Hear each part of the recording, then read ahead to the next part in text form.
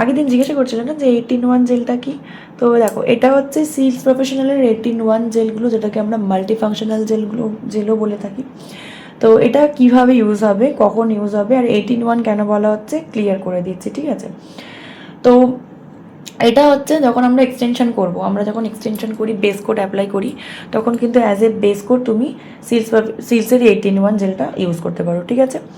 তারপরে আসছে ওভারলে যখন আমরা করি, যেই বলেছিলাম ন্যাচারাল ওপর যে ওভারলে করার সময় কিন্তু তুমি এই 18-1 জেলটা অ্যাপ্লাই করতে পারো।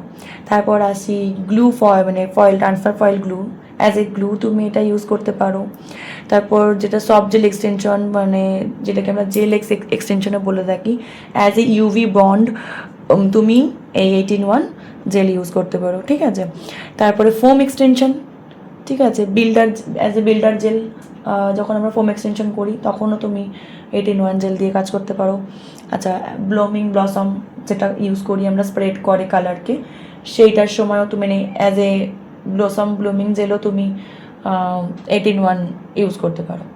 তারপরে আসছি 3D লাইন, যেটা আমরা কোরিয়ান আর্টের সময় ইউজ করি, যেটা শেল আর্ট বলা হয়। 3D কোনো লাইন্স করতে গেলে তখনও কিন্তু তুমি 18-1 জেলগুলো দিয়ে কাজ করতে পারো। আর সব থেকে বেশি আমি করি সেটা হচ্ছে যখন আমি কোনো স্টোন অ্যাপ্লাই করি বা কোনো বো অ্যাপ্লাই করি, কোনো বিটস অ্যাপ্লাই করি, তখন কিন্তু আমি 18-1 জেলগুলো দিয়েই কাজ করি।